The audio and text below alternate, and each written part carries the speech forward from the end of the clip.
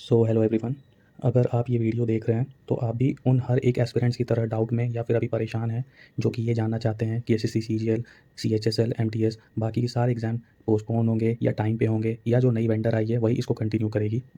तो सबसे पहले तो मेरा ये वीडियो बनाने का मोटिव ये नहीं है कि मैं किसी भी टीचर को डिसरिस्पेक्ट कर रहा हूँ या उनकी इंसल्ट कर रहा हूँ, ऐसा कुछ भी नहीं है। और अगर किसी भी टीचर या किसी भी स्टूडेंट को कुछ भी बुरा लगता है तो उसके लिए सबसे पहले ही मैं आप लोग से सॉरी बोल दे रहा हूँ। तो जैसा कि आप डेली देख रहे होंगे पिछले 2-3 दिनों से जितने भी फ़ेमस टीचर्स हैं, मैं नाम नहीं लेना चाहूँगा, आप भी जानते होंगे। ये क्या कर रहे हैं, सुबह में डेली वीडियोज़ आती हैं इनकी कि हम एसएससी में रिफ़ॉर्म लाएँगे, बिना रिफ़ॉर्म के हम एग्ज़ाम्स कंडक्ट नहीं होने देंगे, ये स्टूडेंट्स के लिए बहुत बड़ी प्रॉब्लम हो जाएगी। तो ठीक है, आप रिफ़ॉर्म के लिए वीडियोज़ डाल रहे हैं, बहुत अच्छी बात है, हम सब आपके साथ हैं। लेकिन शाम होते-होते इनका ये भी वीडियोज़ आ जाता है कि एक्सपेक्टेड क्वेश्चंस क्या-क्या आने वाले हैं सीजीएल में या चाहे एमटीएस में, चाहे कोई भी एग्ज़ाम हो, सब में ये वीडियोज़ इनकी आ रही है। अब बच्चा करे तो करे क्या? बच्चा एक तो ऑलरेडी परेशान है कि क्या होगा, नहीं होगा।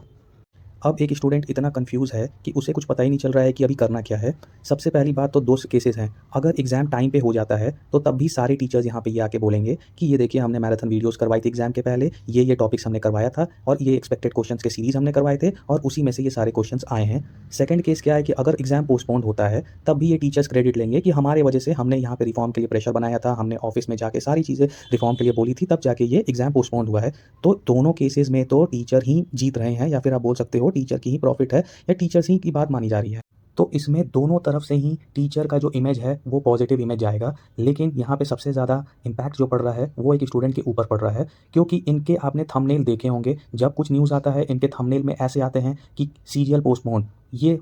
एग्ज़ाम पोस्टपोन, और उसके बाद ये खुद बोलते अब ऐसे अगर थंबनेल रहेंगे तो हर एक बच्चा ना चाहते हुए भी उस वीडियो को ओपन करके देखेगा और कहीं न कहीं थोड़ा बहुत डिस्ट्रैक्शन होगा ही होगा।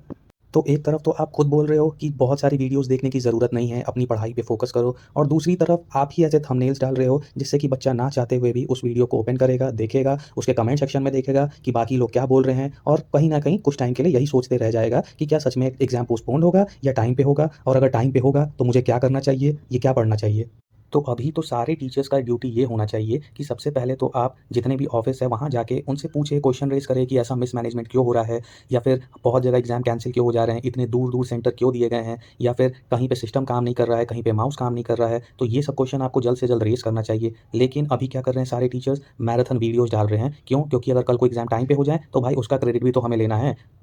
और अगर टीचर्स सारे वीडियोज़ डाल रहे हैं, अपनी पढ़ाना कंटिन्यू रखे हैं सारे चैनल्स पे, तो इसका ये मतलब है कि टीचर्स खुद श्योर नहीं है कि क्या हम एग्ज़ाम को कैंसल या पोस्टपोन या इसमें कुछ चेंजेस करवा पाएँगे कि नहीं करवा पाएँगे। और एक बात अभी मैं देख रहा हूँ रिसेंट में जितने भी यूट्यूबर वीडियोज़ बना रहे हैं, वो बोल रहे हैं कि हम स्टूडेंट्स के साथ में हैं, हम स्टूडेंट्स के लिए आ रहे हैं, दिल्ली आ रहे हैं, हम स्टूडेंट्स के साथ ऐसा गलत नहीं होने देंगे। ठीक है, आपकी बात मैं सहमत हुआ, बहुत अच्छी बात है आप स्टूडेंट को सपोर्ट कर रहे हो। लेकिन दूसरी तरफ ये क्या कर रहे हैं, एक पास है उसका भी प्रमोशन पूरा कर रहे हैं, क्योंकि इन्हें पता है कि पहली बात तो बच्चे अभी डरे हुए हैं कि पहले की, या फिर कंफ्यूज है कि अभी कैसा एग्जाम आएगा क्या नहीं आएगा, और स्टूडेंट ना चाहते हुए भी ना ये सारे पासेस खरीदेंगे, ताकि उनको पता है कि भाई स्टूडेंट ये देखना चाहेगा कि कैसा क्वेश्चन आ रहा है या फिर एक्सपेक्टेड कैसे क्वेश्चंस आ सकते हैं। तो ये कहीं ना कहीं डर का, स्टूडेंट जो डरे हुए हैं या कंफ्यूज है उनका एक तरह से फायदा उठाया जा रहा है। अब स्टूडेंट ये देखना चाहेगा कि कैसे क्वेश्चंस आ रहे हैं और इन सब चीज़ों से पास खरीदेगा, और इससे प्रॉफिट किसके पास जाएगा वो आपको भी पता है, जो जिस इंसान का वो कूपन कोड लगेगा उसको प्रॉफिट वो जाएगा ही जाएगा। तो एक तरफ तो आप ये बोल रहे हो कि मैं स्टूडेंट्स के साथ हूँ, उनके फेवर में है सारी चीज़ें, मैं उनके सपोर्ट में हूँ, और दूसरी तरफ आप इन क्रिटिकल सिचुएशन में भी उन पासेस का प्रमोशन करके कोड बता के कमाने में लगे हुए हो। क्या ये बात सही है? आप खुद सोचो।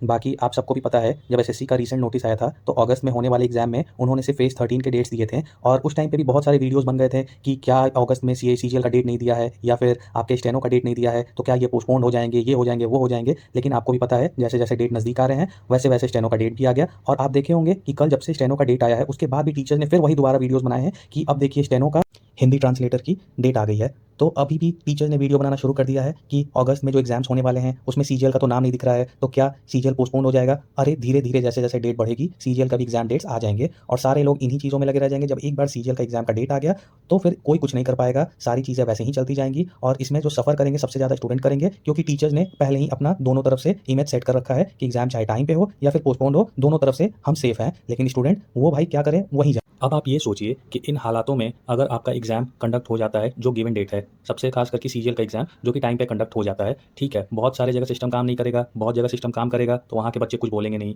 अब क्या होता है कि जब प्री का रिजल्ट आएगा, ठीक है, बहुत सारे बच्चों का प्री का रिजल्ट में नाम आ जाएगा, प्री क्वालिफाई हो जाएंगे, मेंस भी देने जाएंगे, मेंस भी अच्छा जाएगा, लेकिन इस सिस्टम में इतना क्या बोलूँ मैं, लूप होल्स है कि आपको फाइनल लिस्ट में नाम ही नहीं आएगा। इसका जीता जाता एग्जांपल है कि आप 2024 का सीजीएल का रिजल्ट देख सकते हैं, क्योंकि जिनके 340 या 350 नंबर आए हैं उनका तो लिस्ट में नाम ही नहीं है, और जिनके 300 नंबर आए हैं वो एएसओ, सीएसएस या फिर ग्रुप बी में हर एक पोस्ट लेके बैठे हुए हैं। तो इसमें सबसे ज़्यादा नुकसान अभी किसी को समझ नहीं आएगा, जब फाइनल रिजल्ट आ जाएगा उस टाइम पे सबको समझ में आएगा, और जितने भी सीरियस कैंडिडेट्स हैं उस टाइम वो आवाज़ उठाने जाएंगे तो उसका कोई मतलब नहीं रह जाएगा, क्योंकि एक बार जब पेपर कंडक्ट हो जाता है तो इसमें कोर्ट भी कुछ नहीं करेगा, फिर आप लोग परेशान होते रहिएगा। और तब तक क्या होगा, नेक्स्ट ईयर 2026 का सीजीएल का नोटिफिकेशन आएगा तो सारे टीचर्स तो उसमें पढ़ाने के लिए लग ही जाएंगे, और बच्चे भी क्या करेंगे, सोचेंगे कि चलो इस साल तो नहीं हो पाया, अगले साल हम देखते हैं। तो ये लड़ाई टीचर्स की तो है ही, टीचर्स तो फ्रंट में आके लड़ ही रहे हैं। सबसे ज़्यादा यहाँ पे कंट्रीब्यूशन बच्चों को ही करना पड़ेगा, क्योंकि आप देखे होंगे अभी हाल फिलहाल में रिसेंट जो कुछ दिन पहले प्रोटेस्ट हुआ था एसएससी ऑफिस में, जिसमें अभिनय शर्मा हर एक टीचर्स थे वहाँ पे, लेकिन क्या हुआ था, वहाँ पे बच्चे इतने कम थे, क्योंकि वहाँ पे मेंस वाले जिनके नंबर 340 350 थे ना, वो भी वहाँ गए थे, लेकिन बच्चे कम थे तो कोई सुनने वाला नहीं था। अभी मैं आपको एग्जाम्पल बताता हूँ, यूपी पुलिस का जो एग्जाम लखनऊ में हुआ था, उसके पीछे वो एग्जाम कंडक्ट हो गया था, सारे बच्चे बोल रहे थे कि उसमें धांधली हुई है, उसमें चीटिंग हुई है, लेकिन वो कैंसिल हुआ था। और वो कैंसिल क्यों हुआ था, क्योंकि सारे बच्चे वहाँ पे प्रोटेस्ट में पहुंचे थे, टीचर भी पहुंचे थे, तब जाकर। अगर आप ये सोचते रहेंगे कि हम अपने घर से बैठ के, हम यहाँ से बैठ के सिर्फ ऑनलाइन करते रहेंगे, प्रोटेस्ट करेंगे, तो हमारा एग्जाम ठीक से पोस्टपोन हो जाएगा, या फिर उसमें जो भी अभी प्रॉब्लम चल रही है वो चेंजेस हो जाएंगे, तो ऐसा कुछ नहीं होने वाला है। तो सारे स्टूडेंट्स को एक आना ही पड़ेगा, और उसके बाद टीचर्स के साथ साथ ये समझ लो कि टीचर्स तो हैं ही, लेकिन सबसे ज़्यादा यहाँ पे जो यूनिटी है वो स्टूडेंट्स को दिखानी पड़ेगी। नहीं तो आज, नहीं तो अगले साल, नहीं तो उसके अगले साल आप परेशान होते रहेंगे, रिजल्ट में नाम नहीं आएगा, और हर एक साल तैयारी करते रहिएगा। और जो डिजर्विंग कैंडिडेट है वो तो उसको तो सीट मिलेगी नहीं, बल्कि उसकी सीट कौन ले जाएगा, जो 300 नंबर 200 नंबर लाएगा, और उसको नॉर्मलाइजेशन में 50-50 नंबर मिलेंगे, और वो आपकी सीट आपके आंख के नीचे चले जाएगा। आप कुछ नहीं कर पाओगे, बस आप हर एक नेक्स्ट ईयर की तैयारी करते रहोगे, नेक्स्ट ईयर की तैयारी करते रहोगे। बाकी मेरा ये वीडियो बनाने का मोटिव बस इतना है कि जो भी अभी चीज़ें चल रही हैं उसको मैं सामने लाऊं, और कोई भी टीचर या किसी भी स्टूडेंट को डिसरिस्पेक्ट करने के लिए मैंने ये वीडियो नहीं बनाई है। बस बाकी आप अपनी ओपिनियन, जो भी आपके थॉट्स है वो आप शेयर कर सकते हैं। Thank you.